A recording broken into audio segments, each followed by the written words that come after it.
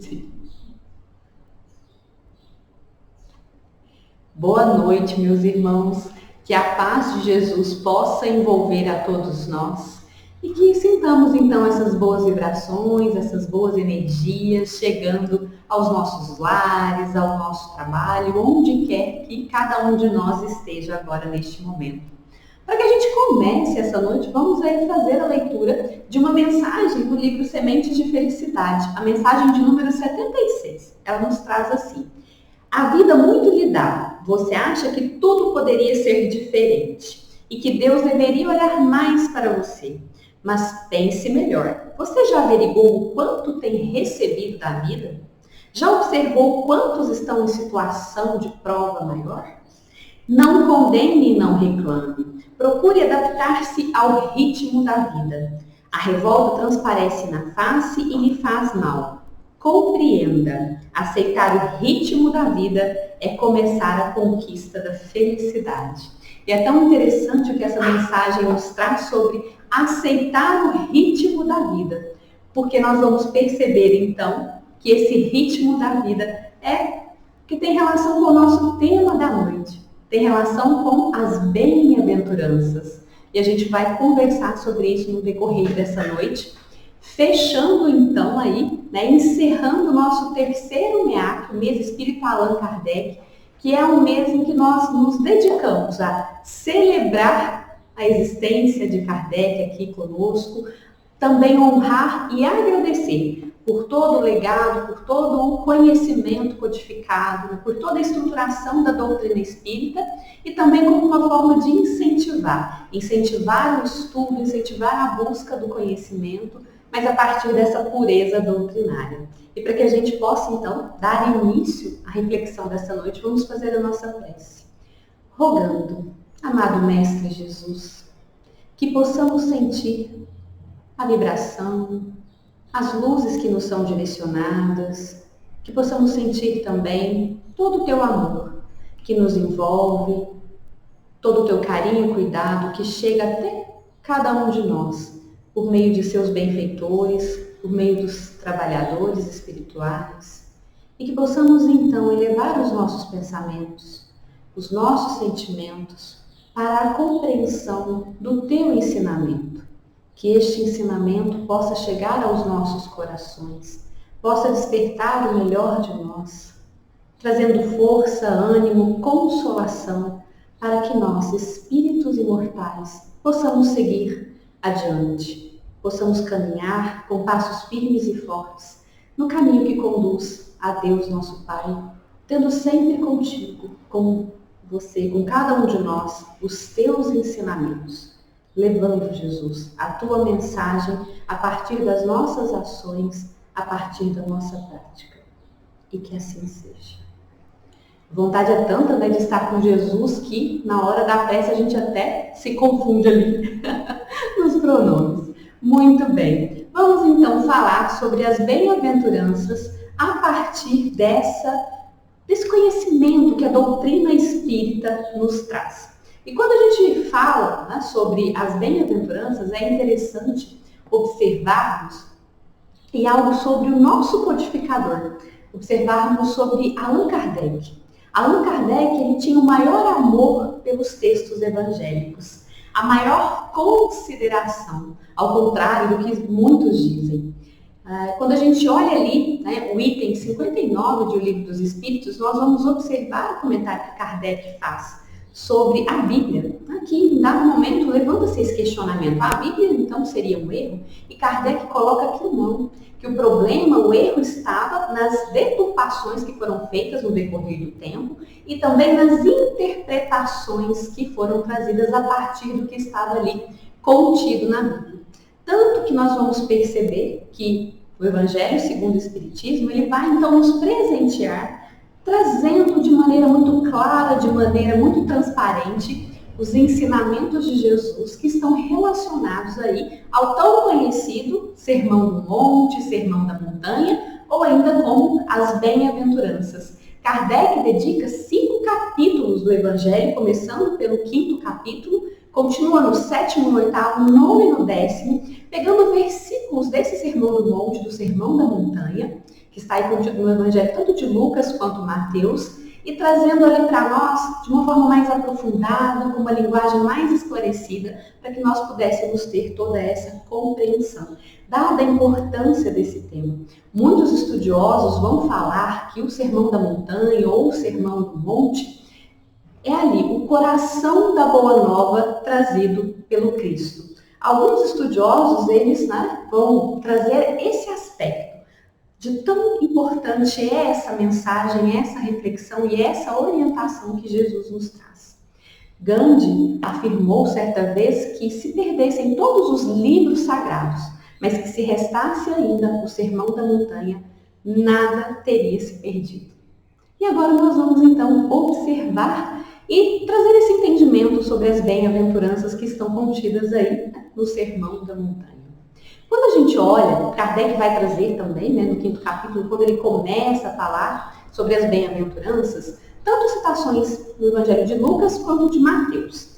Vamos ler um breve trecho do que a gente encontra no Evangelho de Lucas para que a gente faça então um entendimento de qual texto evangélico a gente vai seguir daqui para frente. Então, no Evangelho de Lucas, no 6º capítulo, nós vamos encontrar, como está no 5º capítulo do Evangelho segundo o Espiritismo. Bem-aventurados vós, os pobres, porque vosso é o reino de Deus. Bem-aventurados os que agora tendes fome, porque sereis fartos. Bem-aventurados vós, que agora chorais, porque rireis.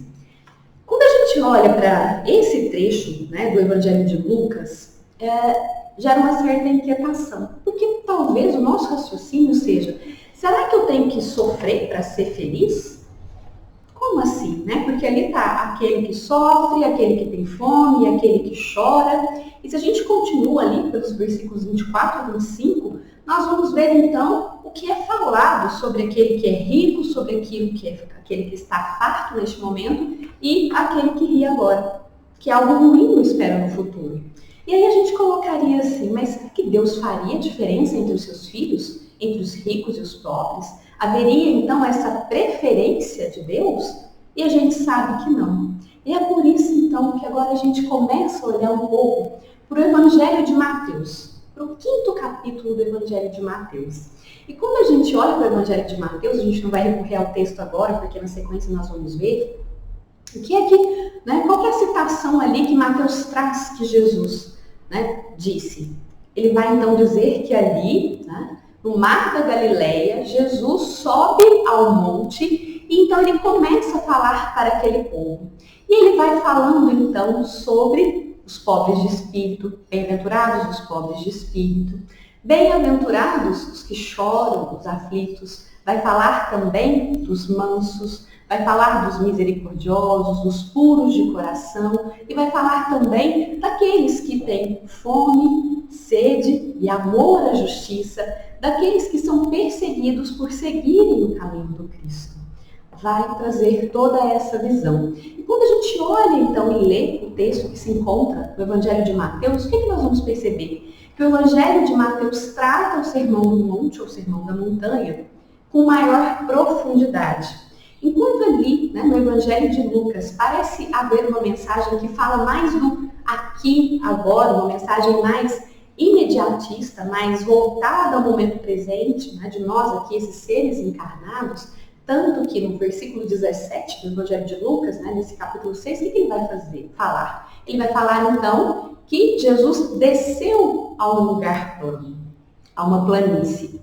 E quando nós observamos o Evangelho de Mateus, ele coloca que Jesus subiu ao monte, dando para nós, talvez, essa interpretação de que Lucas trata de algo mais imediatista, do aqui e agora. E quando Mateus nos traz essa visão, ele está falando de algo extremamente elevado, nos convidando a pensar e a ver as bem-aventuranças trazidas pelo Cristo, não a partir dessa ótica, da ótica de espíritos simplesmente aqui encarnados com essa finitude da presente existência, mas sim como espíritos imortais, mergulhados agora numa existência terrena, porém uma existência que é passageira. E que todo esse ensinamento vem para o nosso despertar, para que a gente possa utilizar através da reflexão, do autoconhecimento, buscar então fazer este processo de elevação, conquistar essas virtudes que estão aí contidas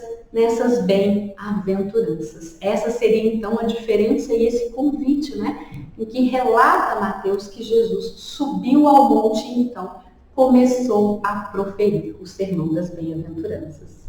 Mas antes, né, que a gente siga, vamos entender então esse significado, né, de bem-aventurado. O que seria então esse bem-aventurado? Vamos fazer um rápido raciocínio aqui. Seria aquela tradução muito conhecida por nós dizendo que é feliz? Vamos pensar, né? Uma mãe ali que estava ouvindo Jesus aflita porque havia perdido um filho. Faria sentido nós pensarmos que Jesus estava convidando ali, né, aquela mulher aflita por uma perda tão significativa, uma perda tão importante, uma perda tão marcante, que ela deveria ser feliz porque ela estava aflita? Então, bem-aventurados os aflitos, bem-aventurados que choram. Às vezes aqueles que choram ali as suas perdas, às vezes aqueles que choram ali as suas dores, que choram ali a sua fome, a sua miséria, a sua sede. Tem como ser feliz nessa condição? Será então que bem-aventurado está dizendo que nós devemos ser felizes passando por situações difíceis, por situações tristes? E aí o que a gente vai entender? Nós vamos chegar a essa definição de felizes, né, como tradução de bem-aventurado, se nós formos buscar o grego. A tradução do grego vai falar, né, deixa eu só, né, checar aqui a pronúncia correta, makarioi. Então, makarioi no grego traria essa tradução de felizes. Então, felizes os que choram, felizes, né, os que padecem, felizes os que têm fome e sede de justiça, enfim. Mas, se nós formos observar o hebraico, quando a gente olha essa palavra, né, cada sentença do Sermão da Montanha, Jesus começa com Ashrei, derivado de Achá, que significa então que tem uma relação com caminhar, seguir adiante, um caminho de retidão, que leva ao encontro com Deus.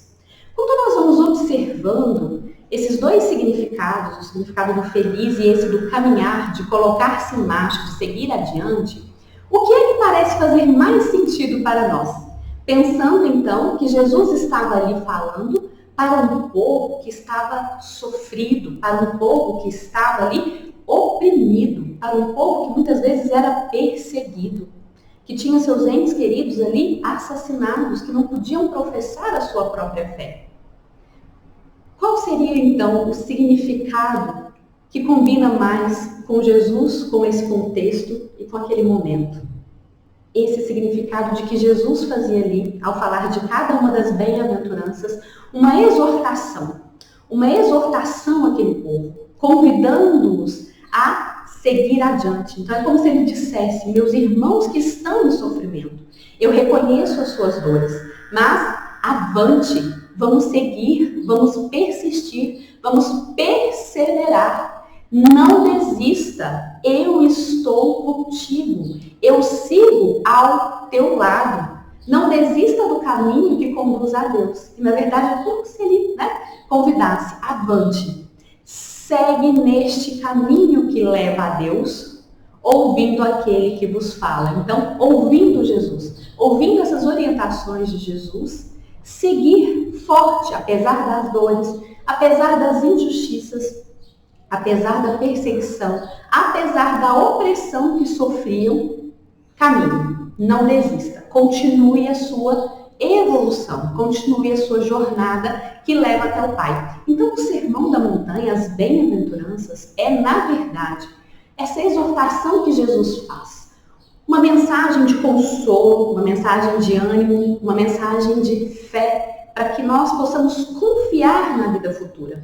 Jesus, então, evoca em nós essa confiança na vida futura. Porque a partir do momento que nós temos essa confiança, fica muito mais fácil para que a gente lide com a dor, para que a gente lide com a perda, para que a gente lide ali com a restrição, com a opressão e com a injustiça.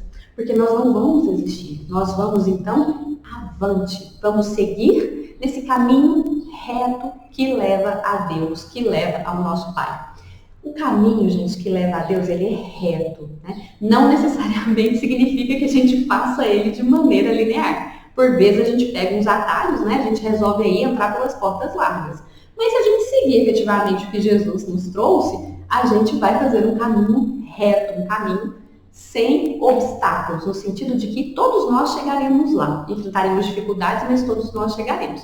É que às vezes a gente pega o atalho e aí o caminho fica um tanto quanto mais comprido, mais longo. E se a gente vai continuando, então, nós vamos ver aqui esse movimento, né, de encontro entre Jesus e Kardec. Kardec, então, vai nos colocar no Evangelho segundo o Espiritismo, no 5º capítulo, item 3, que trata da justiça das aflições, exatamente esse texto que nos explica, então, que as bem-aventuranças que Jesus nos traz estão falando sobre o futuro. Não sobre algo imediatista agora. Não é seja feliz porque agora você está sofrendo, porque agora você está em aflição, porque agora você está sendo injustiçado. Não. Mas apesar de estar nessa situação, continue, avance, vá em frente, não desista. E é um trecho que nós temos aqui. As compensações que Jesus promete aos aflitos da terra só podem realizar-se na vida futura. Não é ser feliz agora.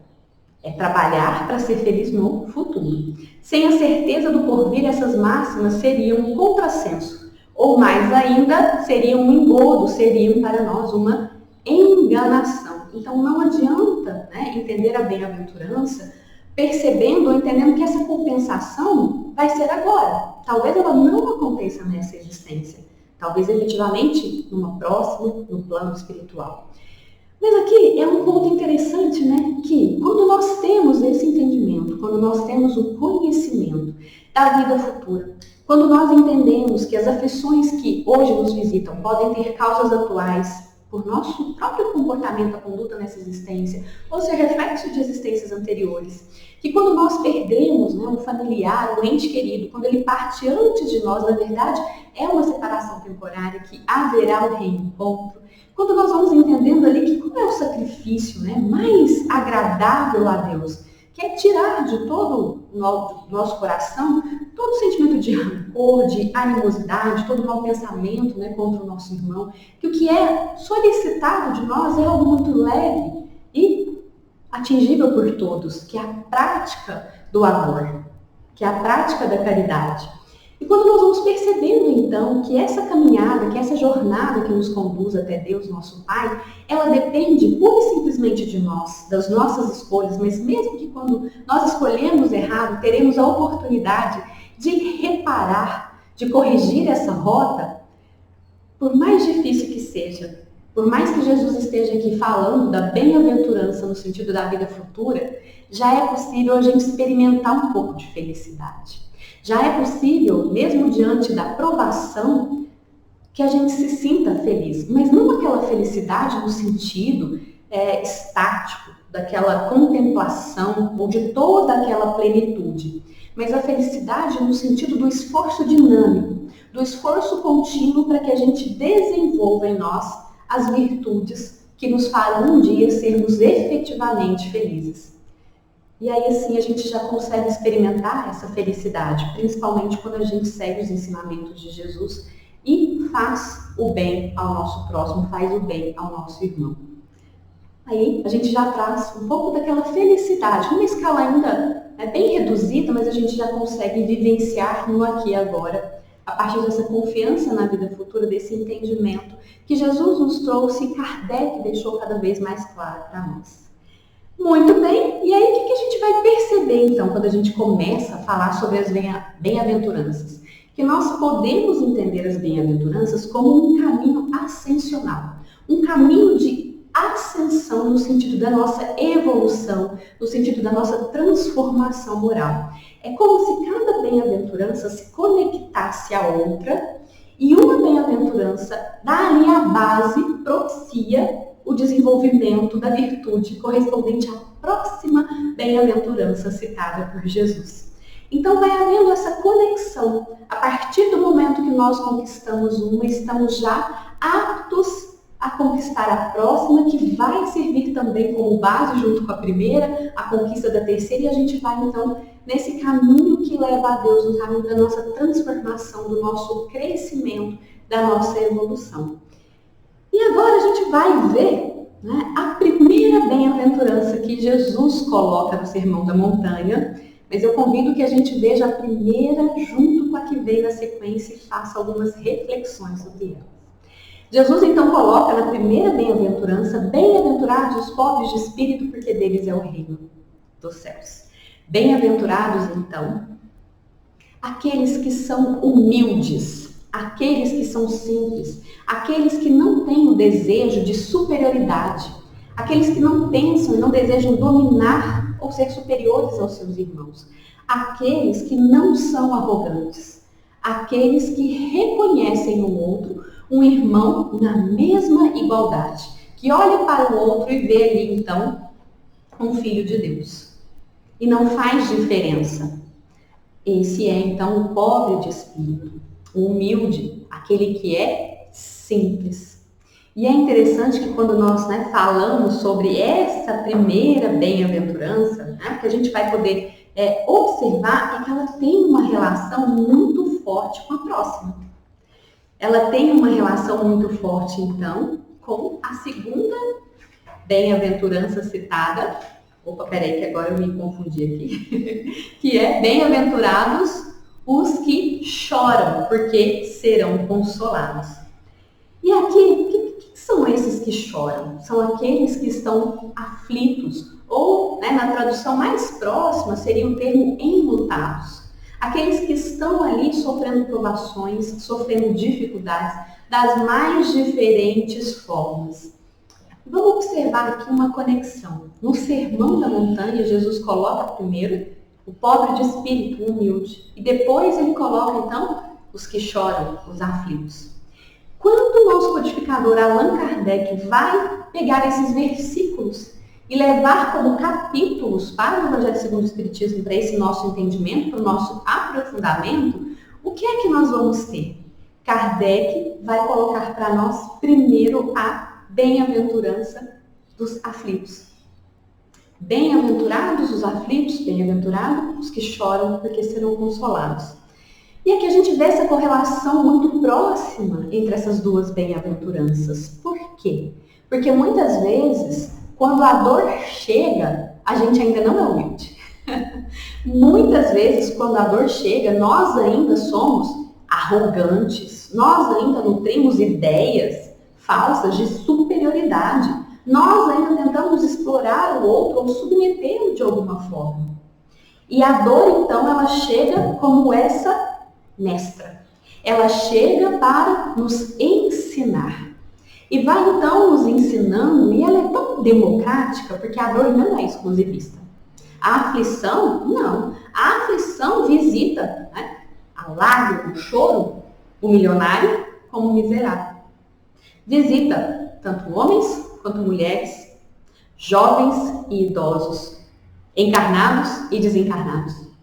Ela visita a todos, ela nos traz então para esse entendimento de que não há diferença entre nós, que somos todos iguais. E muitas vezes a pessoa que vem e que nos dá o alívio da dor que nós estamos sentindo, daquela aflição que nós estamos passando, é justamente alguém que a gente considerava como inferior. A dor ensina. E é necessário, então, ali que a gente tenha também já a humildade, que a gente vai desenvolvendo aí. Por quê? Para aceitar os ensinamentos que a dor tem para oferecer, é necessário que a gente saiba resignar. Resignar e entender este papel da dor. Entender este aprendizado que está sendo nos enviado. E receber, acolher e abrir o nosso coração para que a gente possa efetivamente vivenciar, e aí sim, humildade, consolo pela aflição sofrida, continuar. E aqui quando Jesus fala, bem-aventurados os que choram porque serão consolados, ele deixa muito claro para nós que nenhuma dor é infinita, que nenhuma dor é permanente, mas que a dor ela é transitória, que todas as dores, todas as aflições, todos os motivos que podem nos levar ao choro vão passar. Talvez alguns convivam conosco em razão do aprendizado que é necessário fazer muito tempo, se não a existência toda. Mas quando nós lançamos o olhar sobre a eternidade, nós vamos perceber sim que essa dor vai ter fim. E estaremos aptos então a dar, né, mais um passo, próximo passo, que aí nós vamos ver então que são bem-aventurados os mansos, porque eles possuirão a terra. Aqui Jesus vai nos contar então que a partir do momento em que todas as guerras forem extintas, que todas as armas, né, deixarem de existir, que elas forem, né, enterradas, destruídas, em que toda a violência tiver dissipado, deixado de existir na terra, o que é que vai acontecer, meus irmãos? Nós teremos então essa terra regenerada. E nessa terra regenerada não haverá espaço para os violentos, não haverá espaço para os usurpadores, não haverá espaço para aquele que, entre escolher conviver com a sua família, prefere se distanciar por questões de política, por questões de religião. Aquele que coloca a política e a religião acima de uma amizade verdadeira, de um familiar, de um ente querido. Não haverá esse espaço, porque haverá aí a incitação da violência e a violência não terá vez. E aqui é interessante, né, que Jesus ele vai colocando para nós as bem-aventuranças, ora falando que teremos, né, pobres de espírito, o reino dos céus. Quando a gente avançar um pouquinho mais, né, os puros de coração, que veremos a Deus. Mas aqui ele é muito claro, ele vai falar então que bem-aventurados os mansos, aqueles que não incitam a revolta, aqueles que não incitam a violência, aqueles que têm um comportamento calmo, um comportamento brando. O que ele está nos dizendo então? Que quando a gente se comporta assim, nós ainda não temos direito ao reino dos céus, porque é necessário um pouco mais, não é suficiente. É extremamente importante ser manso para adentrar o reino dos céus. Mas que nós teremos, não vamos ter conquistado os céus ainda, mas teremos passaporte garantido à terra. Por isso que aqui está a terra regenerada. Nós teremos condição, então, de voltar e reencarnar, ter uma existência aqui para continuar a nossa caminhada evolutiva. No momento, amenizando, criando pelo bom exemplo, né, pela brandura, pela calma, por esse comportamento manso, criando ali um clima mais ameno, um clima de paz, até que chegue um dia, então, mais à frente, que a gente seja o promotor da paz, que a gente seja, então, um pacificador. Mas por hora tá bom que a gente seja manso. E a gente, então, tem esse acesso garantido. E agora a gente pode parar um momento e observar para as nossas relações e observar para quais são as escolhas que nós temos feito. Nós estamos ajudando a trazer esse ambiente mais ameno à nossa conduta, ameno de paz, ou nós estamos embrenhados em questões, em posições pessoais, defendendo este ou aquele posicionamento, esta ou aquela ideologia, esta ou aquela religião, e ao invés de contribuir para a paz, nós estamos incitando violência. Porque se esse é o nosso comportamento, nós ainda não somos aquele aflito que vai ser consolado. E nós também não somos humildes, porque estamos fazendo uma escolha pautada no orgulho. Então a gente ainda não alcançou as outras duas bem-aventuranças. As virtudes, né, correspondentes às bem-aventuranças anteriores, que é essa resignação e essa humildade. Então fica aqui para a nossa reflexão. Que escolha é essa que nós estamos fazendo? Nós estamos fazendo com que a nossa caminhada ela seja mais rápida ou ela seja mais longa, tortuosa e demorada? E vamos então seguir para a nossa próxima bem-aventurança, em que Jesus vai falar agora com bem-aventurados os que têm fome e sede de justiça, porque serão fartos. E aqui, né, ele está dizendo que todos nós que nos sentimos em algum momento injustiçados, que haverá um momento em que isso não mais acontecerá. Haverá um momento, então, que teremos a justiça reparadora. Que essas situações de opressão, que essas situações de corrupção, tudo isso é passageiro. A justiça caminha, a justiça será feita e será reparadora. E aqui quando a gente entende essa questão, serão fartos então, haverá revanche? Meus irmãos, vamos raciocinar. Se uma bem-aventurança leva a uma virtude que prepara o terreno para o desenvolvimento da próxima, a primeira e a segunda ali bem juntinhos estão relacionadas à resignação, a essa fé, essa confiança no futuro, a humildade. A terceira está relacionada a ser manso, um comportamento que vai ajudar a promoção da paz. Então, não tem nada a ver com vingança. Não. Tem a ver com amor. Que vamos lembrar? A lei é de justiça, amor e caridade. A partir, então, da prática do exercício do amor, que a gente vai caminhando, desenvolvendo cada vez mais, aí sim é que nós conseguiremos ser fartos. Por quê? Porque estaremos exalando, emanando o amor, emanando a compreensão. E a gente já sabe que violência não combate a violência, mas que, na verdade, é o bem que afasta o mal.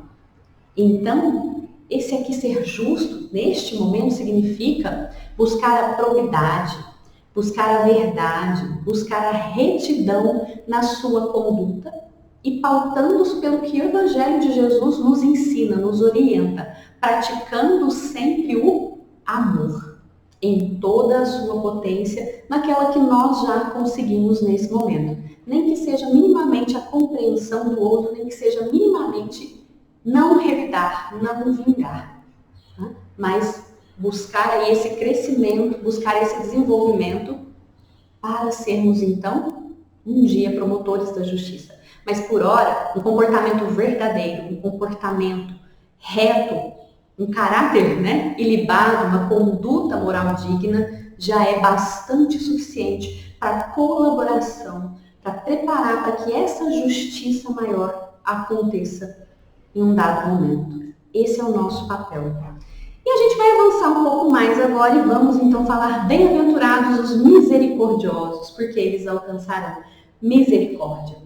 E aqui é interessante que muitas vezes o que é que nos permite sentir compaixão e misericórdia pelo outro? É quando a gente já passou pela dor, quando a gente já sentiu ali aquela aflição, quando a gente olha para o outro e consegue ver nele o nosso irmão numa situação difícil e cede ao desejo ou cede, deixa de lado, na verdade, o desejo de julgar. Deixa de lado ali o preconceito, mas por um dia ter experimentado uma dor semelhante, parecida, ou uma dor diferente, mas que nos moldou ali, nos ajudou na humildade, por já ter entendido a necessidade da mansuetude e de um comportamento ético, digno, verdadeiro, é que nós então nos dispomos a olhar para a dor do outro e ajudar o outro. É isso que Jesus está nos trazendo. Que vamos reconhecer então essa importância do perdão, essa importância da generosidade, essa importância de se praticar a caridade em todos os momentos, em todas as oportunidades que se fizerem presentes na nossa jornada. É essa exortação, é esse convite que Jesus nos faz. Então, avante, sejamos misericordiosos, vamos caminhar nessa estrada que leva a Deus, sendo misericordiosos, porque nós já entendemos boa parte dessa caminhada, já entendemos boa parte daquilo que ficou e já estamos preparados então para olhar a dor do outro e nos oferecer para cuidar, para estar junto, para ser ali minimamente aquele instrumento de Deus que leva consolo, que leva conforto, que ajuda a promover no coração do outro ali a paz, a partir de uma postura mansa, de uma postura calma, de uma postura humilde, de uma postura resignada, mas com muita fé, com muita confiança e com muito amor a todo o ensinamento que Jesus nos trouxe. E a gente caminha um pouco mais e chega então aos bem-aventurados, os puros de coração, porque eles verão a Deus. E aqui a gente lembra que Jesus, quando nos trouxe essa questão da pureza de coração, ele recorreu à imagem das crianças, dizendo que para adentrar no reino dos céus era necessário assemelhar-se a uma criança. Em que sentido? No sentido da simplicidade, no sentido da pureza, no sentido de não ficar apegado a rótulos, mas de conseguir se entregar, né? De confiar, de conseguir se entregar e ver aquilo que os outros não veem. Mas para isso, para chegar, né, nessa pureza, é necessário antes já ter deixado de lado o orgulho, é necessário antes ter deixado de lado o desespero, a revolta, o egoísmo. É necessário ter deixado também ações violentas, a ira, a raiva, o ódio. É necessário aprender então a olhar o outro com amor. É necessário também ter ali misericórdia. É necessário ter libertado o nosso coração de todo orgulho, de todo egoísmo, de toda vaidade e das suas menores manifestações. Porque aí sim seremos esses puros de coração. Veremos a Deus, compreenderemos a Deus. E aqui então nós temos, né, um marco nesse caminho ascensional. Qual que é o marco? Até agora, né, desde lá dos pobres de espírito até os puros de coração, esse caminho trata de uma relação nossa conosco, né? Então uma relação de nós para nós e da nossa transformação moral. A partir de agora, as próximas bem-aventuranças, elas vão falar de algo maior.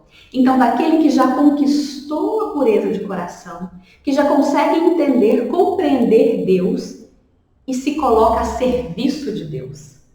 Aqui a gente tem um marco. Então, primeiro trabalhamos por nós, mas nesse trabalhar por nós, efetivamente estamos nos relacionando com os outros, deixando a nossa contribuição com o outro e recebendo a contribuição do outro. Somos seres relacionais. Aprendemos e nos modificamos por meio das relações. Mas agora, o nosso escopo, então, se amplia. Quando atingirmos a pureza de coração, quando atingirmos, então, a perfeição, tivermos em nós esse amor em plenitude, a gente começa a estar a serviço da humanidade. A gente passa para uma outra esfera de desenvolvimento, que é o que a gente vai ver na próxima bem-aventurança. Bem-aventurados os pacíficos, porque serão chamados filhos de Deus. Bem-aventurados, então, não aqueles que são mansos. A mansuetude foi importante para chegar até aqui. Mas bem-aventurados aqueles que promovem a paz. Que sim, lutam contra as injustiças, mas que acima de tudo vão promover a paz. Vão fazer com que as pessoas encontrem um ponto comum para confiar, para que possam conviver de maneira mais plena, a partir da confiança, a partir do desinteresse, e vão então fazendo essa promoção da paz a partir do seu próprio exemplo.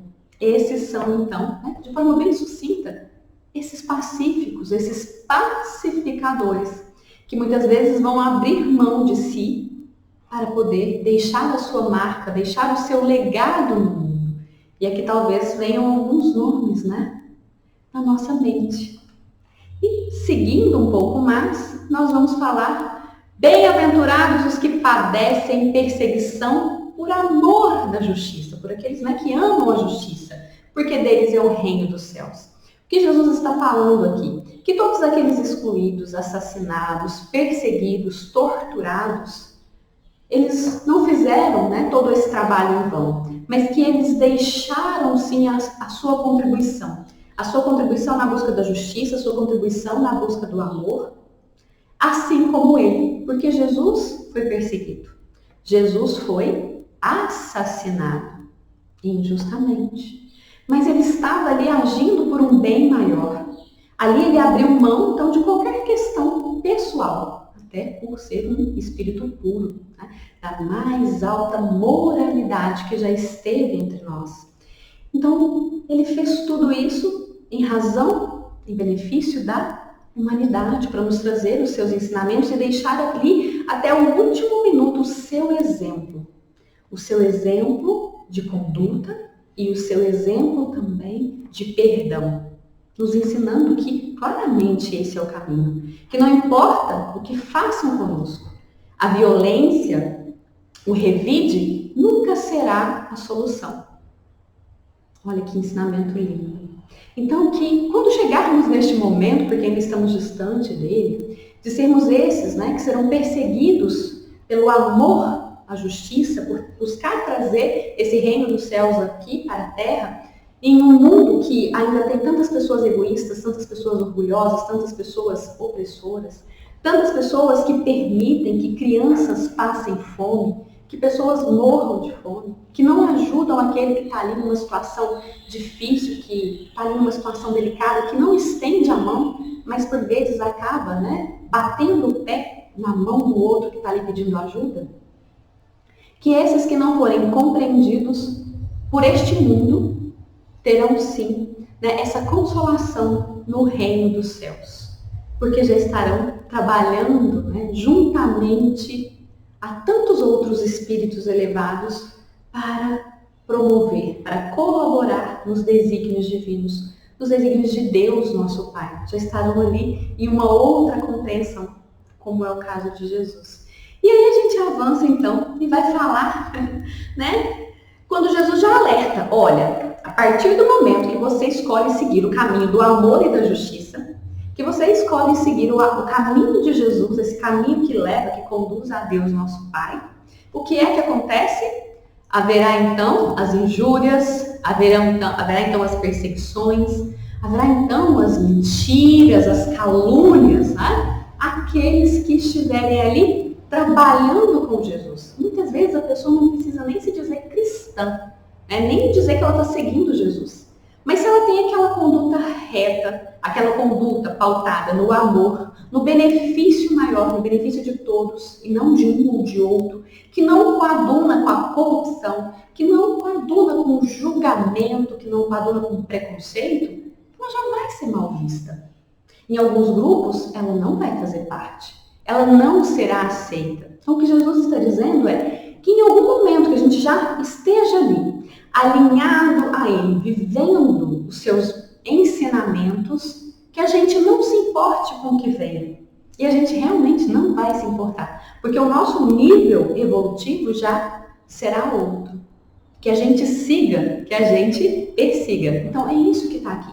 Bem-aventurados sois vós. Então, avante, caminhem, façam a sua parte. Não desistam. Continue nessa estrada que leva a Deus, nosso Pai, mesmo que seja perseguido, mesmo que seja caluniado, mesmo que seja injuriado, porque é grande o vosso galardão nos céus, porque assim perseguiram os profetas que vieram antes de vós. Então vamos lembrar de Ezequiel, vamos lembrar de Isaías, vamos lembrar de Paulo. Foi uma escolha, mas uma escolha pelo bem, o bem de todos. Escolha por amor, algo um tanto quanto mais elevado. E com certeza valeu a pena.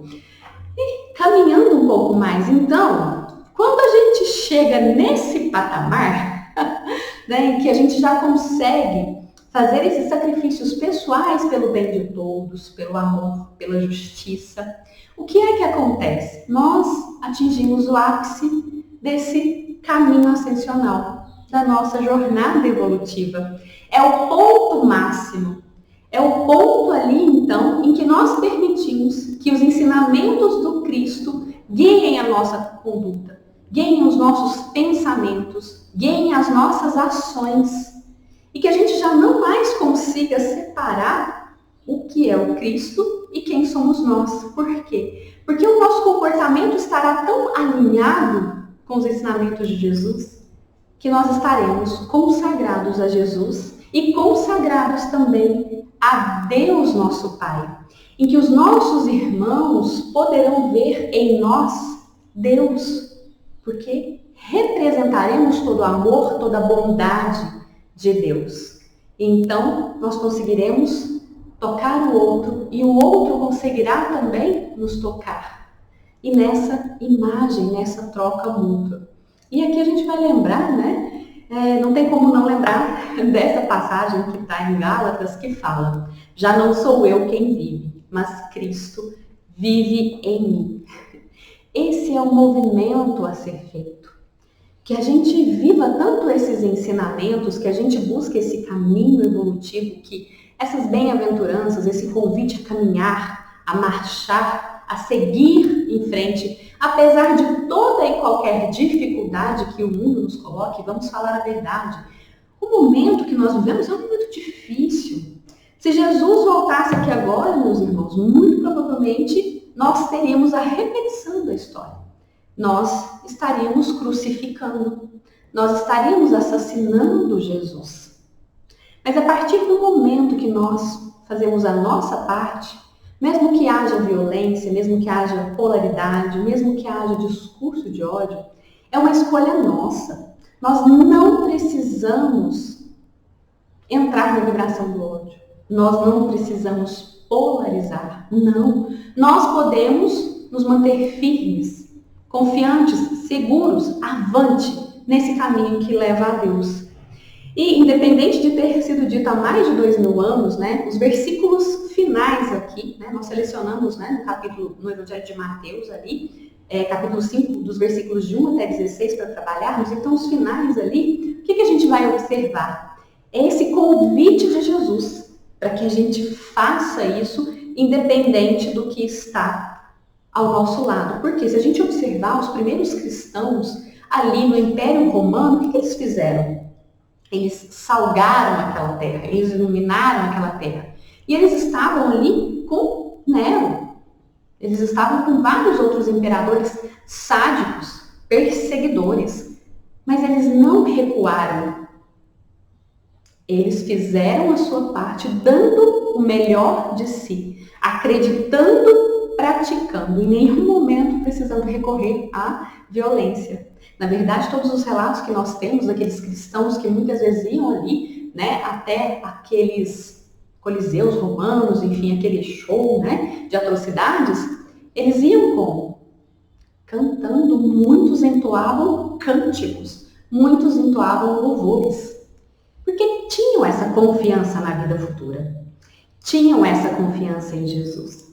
E essa confiança os fazia então ser bem-aventurados, a seguirem adiante, avante, a marcharem firmes, confiantes, mesmo que o pior cenário lhes fosse apresentado, que era o cenário ali, né, da sua desencarnação, da sua morte, da morte do corpo físico.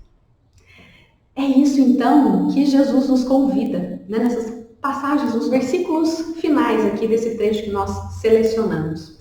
Jesus vai nos dizer assim: vós sois o sal da terra. E se o sal se tornar insípido, com que se há de salgar? Ele continua então: vós sois a luz do mundo. Não se pode esconder uma cidade edificada sobre um monte.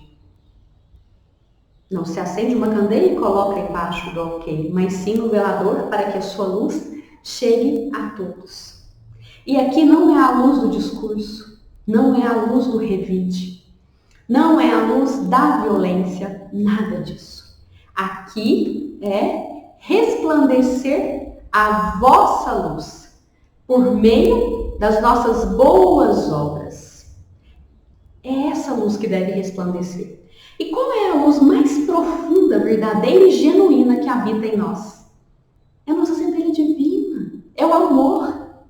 É essa luz que nós devemos fazer então com que resplandeça, mas por meio das nossas ações, para que os outros reconheçam as nossas boas obras e glorifiquem a Deus nosso Pai, e passem também a acreditar, e passem também a seguir as bem-aventuranças, desenvolver essas virtudes todas que correspondem a esse caminho ascensional. Encontrar então verdadeiramente a felicidade, a paz e a plenitude que todos nós desejamos. Que no decorrer, né, aí dos próximos dias possamos ser bem firmes nessas reflexões, bem transparentes, bem verdadeiros, olhando para nós e buscando entender em que ponto da jornada nós estamos, em que ponto nós devemos apertar o nosso passo, o que é que nós devemos escolher deixar para trás, para que a gente possa continuar, para que a gente possa então seguir. Nós desejamos então, do fundo dos nossos corações, e temos a certeza de que a cada um que se dedicar a essa reflexão nos próximos dias, a espiritualidade benfeitora, o anjo da guarda, o espírito protetor de cada um, estará ao nosso lado, para nos ajudar, para nos auxiliar a seguir o chamamento da bem-aventurança. Avante! Caminhe firme neste caminho que leva até Deus nosso Pai. E nós vamos então ficando por aqui, muito felizes, né, de encerrarmos o terceiro MEAC. Ano que vem tem mais. E já tem mais também, gente. Semana que vem. Chegou a hora. Né? Então, avante! O que nós temos? O novo cenário, conforme já foi divulgado pela nossa presidente, Fabiana Manhães. As atividades elas foram retornando, né, de maneira gradual. E agora chegou a hora das palestras públicas. Então, semana que vem, segunda-feira, dia 8 de novembro, para você, né, que está aqui em Uberlândia, para você que já se sente confortável, sinta aí o convite para assistir a próxima palestra presencialmente no Centro Espírita O Semeador. O ambiente já está preparado, então tem álcool, as janelas permanecerão abertas, né? Já era um costume, agora, né, ficará ainda mais. As cadeiras no salão já estão dispostas, né? Então, a nossa, né, Fabiana Manhães aí, a nossa presidente já providenciou tudo isso, e aí a gente faz um pedido que é: não movimente a cadeira. Porque as cadeiras, elas foram colocadas, as cadeiras, né, que podem ser utilizadas, elas estão direcionadas para frente, né? Para frente ali onde serão conduzidos os estudos e as palestras. E vocês perceberão que entre elas existem cadeiras que estão viradas para trás, para o fundo. Essas cadeiras não devem ser, né, movimentadas para que a gente garanta aí o distanciamento. E máscara. Nós sabemos que todo mundo quer deixar a máscara de lado, mas nesse momento ela ainda é necessária. Então, serão todos bem-vindos, portando suas máscaras, utilizando o álcool, respeitando aí o distanciamento, mas com muito amor no coração. Vocês podem ter certeza que a recepção de vocês será linda e especial. Mas, para quem, né, está distante fisicamente apenas de nós, ou que ainda não se sente confortável, mesmo com todos esses cuidados, vai poder continuar aí acompanhando de casa. Né? A gente não separa de jeito nenhum. Então, vamos agradecer, né, a presença de cada um de vocês, a presença de cada um aí, né, na sua casa, no seu trabalho, esse tempo dedicado para a gente refletir, para a gente se aproximar de Jesus, dos seus ensinamentos, agradecendo a oportunidade, né, de estarmos aqui e fazendo a nossa prece de encerramento. Amado Mestre Jesus, agradecemos neste momento. Temos apenas a agradecer a tudo quanto nos é oferecido, a tudo quanto nos é dado, a todo este seu ensinamento que nos ensina a esperar e confiar, mas enquanto isso fazer a nossa parte.